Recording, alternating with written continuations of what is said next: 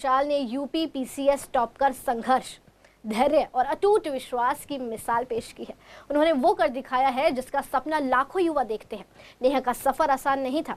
एक मध्य वर्गीय परिवार से आने वाली नेहा ने अपनी पढ़ाई श्यामलाल कॉलेज से पूरी की। कभी संसाधनों की कमी थी तो कभी प्रतियोगिता की परीक्षाओं का दबाव था, लेकिन उनके हौसले के आगे हर मुश्किल छोटी रह गई।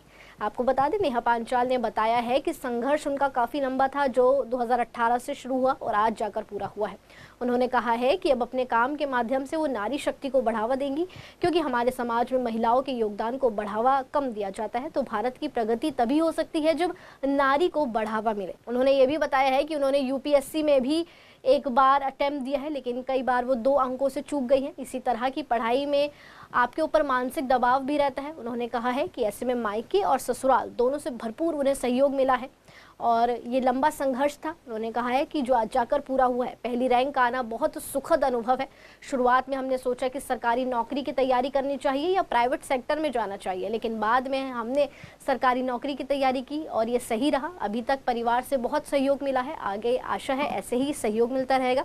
ये सभी बातें नेहा पांचाल ने कही। उन्होंने आगे क्या कुछ कहा है, चलिए आपको सुनाते हैं। यूपी पीसीएस में मेरे साथ मौजूद हैं नेहा पांचाल जी। उनसे बातचीत करेंगे किस तरीके से उन्होंने पास किया, क्या पहली बार में रिज़ल्ट पास हुआ या फिर कितनी मशक्क़त करनी पड़ी। मैम बहुत बहुत शुक्रिया आपका, आप सीसन के साथ जुड़े। किस तरीके से आप देखते हैं, कितना संघर्ष आपको लगा इसको पास करने में? First of all thank you so much sir. Definitely sir संघर्ष तो काफ़ी लंबा था। ये मेरा 4th अटैम्प्ट था यूपी पीएससी में, बट रैंक अच्छी आई है तो लग रहा है कि अंत भला तो सब भला। था क्या कि मुझे हमेशा ये लगता था कि मतलब गवर्नमेंट में रह के काम कैसे करते हैं हम लोग। जब देखते हैं कि हम गवर्नमेंट को क्रिटिसाइज़ करते हैं, बट एक्चुअल में चैलेंजेस क्या होते हैं जब हम ग्राउंड लेवल पर उसको इम्प्लीमेंट करते हैं। मुझे हमेशा से ये था कि मुझे वो सब जानना है और उसमें काम करना है। तो एक तो मोटिवेशन ये था, और दूसरा जब मैं अपने ग्रेजुएशन के टाइम पे थी, वहाँ पे हमारे एक प्रोफेसर थे श्यामलाल कॉलेज में, उन्होंने भी एक बार बताया था कि किस तरह से जो सिविल सर्वेंट्स होते हैं वो देश में अपनी भागीदारी करते हैं, पॉलिसीज़ इम्प्लीमेंट करते टाइम उनका क्या रोल होता है। तो वहाँ से भी मुझे प्रेरणा मिली थी। तो ये कुछ रीज़न्स थे मेरी तैयारी करने के, शुरू करने की तैयारी के। बैक सपोर्ट सबसे ज़्यादा किसका रहा है?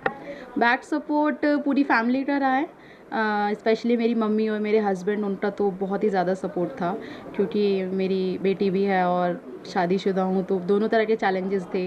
डिसिप्लिन मेंटेन करना, उसके लिए मुझे एक ऐसा सपोर्ट चाहिए था कि जो बाकी सब चीज़ें संभाल ले। तो दोनों ही फैमिलीज़, मेरे इन लॉज और मेरी जो मम्मी है पापा हैं, उन सब का सपोर्ट रहा है। उसमें अंतर सर यही है कि मतलब यूपीएससी में जब हम करते हैं तो उसके अंदर हमें पूरे भारत के बारे में बिल्कुल अच्छे तरह से जानकारी होनी चाहिए।